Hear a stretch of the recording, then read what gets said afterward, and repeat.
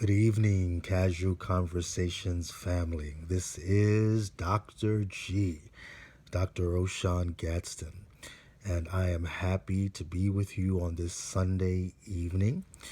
Some of you have commented about the fact that I have not produced much videos as of late, but more audio or podcast like productions. And I'd like to share that I will be switching it up from week to week. So next week you'll get an opportunity to see more vlogs or more video production on our page where you can see me talking and sort of get that sort of feel that is very different from a podcast like production. I hope all is well with each and every one of you on this Sunday evening. Many of you have gone to services today. Many of you have involved yourself in some sort of spiritual, communal, or social practice that has been conscious in nature. And so I certainly don't want to beat a dead horse as it relates to giving you some sort of charismatic word or thought. I'd just like us to really be thoughtful as we start our new week this week, that we really started off thinking about our lives, thinking about our preferences, thinking about our desires with intent. That's the word that I'm hearing in my spirit today, to talk about that a little bit more as we move forward in our lives and we move forward in this week. Intent. What is your life intent? Do you know? Do you have a specific life goal or life goals, specific life vision? Or are you just taking it as it comes? And certainly, most of us have lived our lives sometime in our journey where we just simply are moving or really sometimes dodging the bullets, as we might call them, that life sends our way.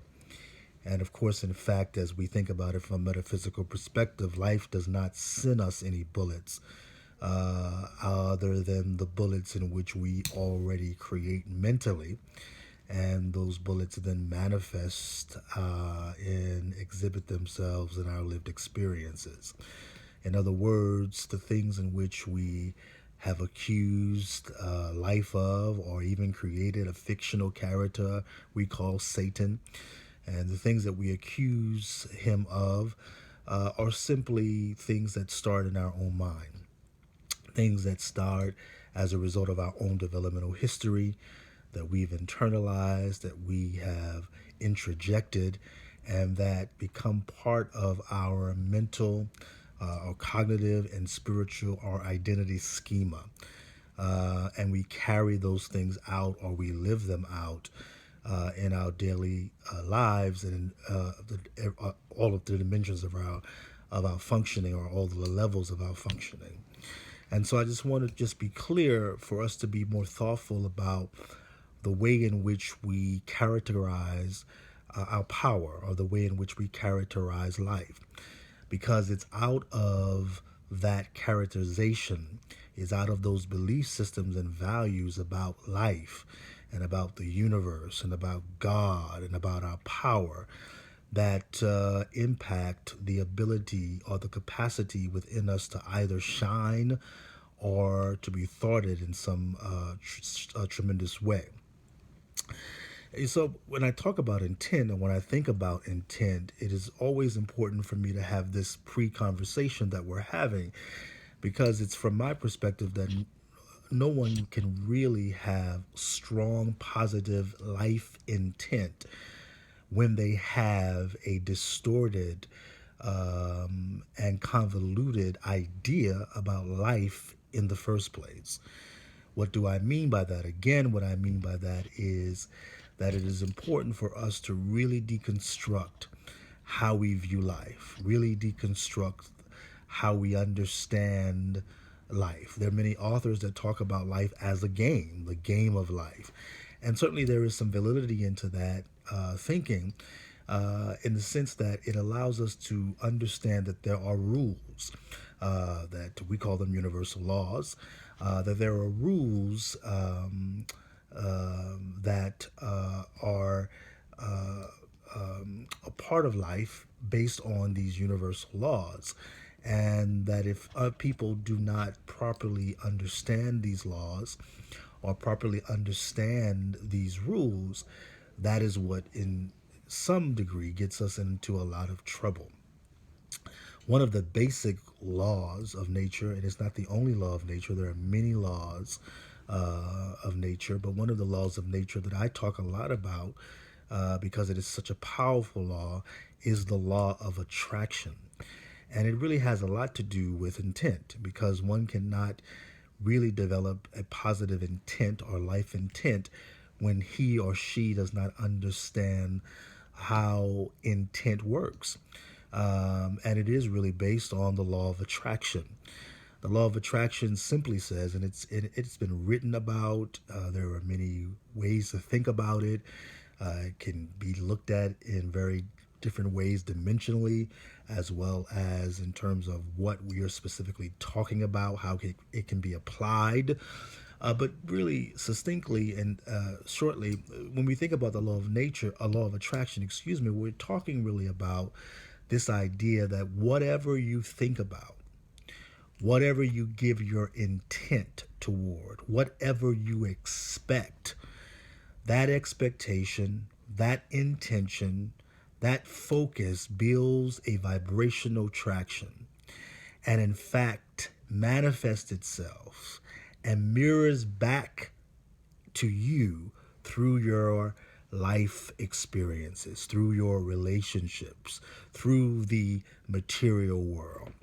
And so it's really important for us to be aware of that because many of us really, really have to do the real hard work of understanding what our values are made of or what are the foundational belief systems that undergird how we see ourselves and how we see and perceive the world, how we understand our power and capacity, how we understand the capacity and power of the external world.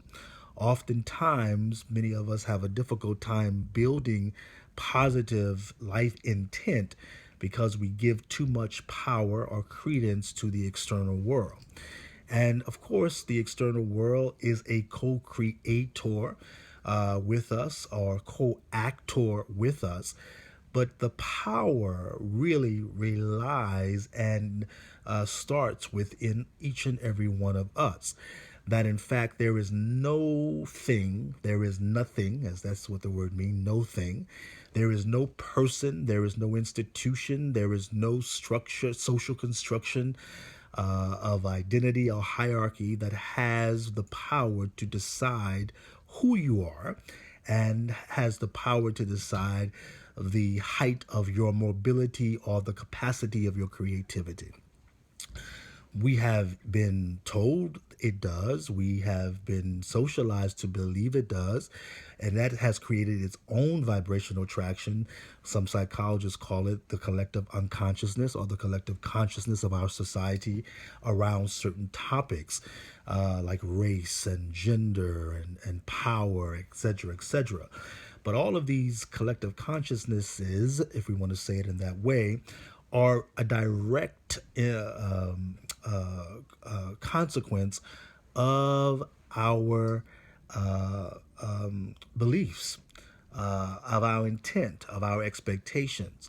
In other words, if we were to shift our value set, if we were to, for example, say to ourselves that there is no other power with but God, or that there is no other power but that which is within me.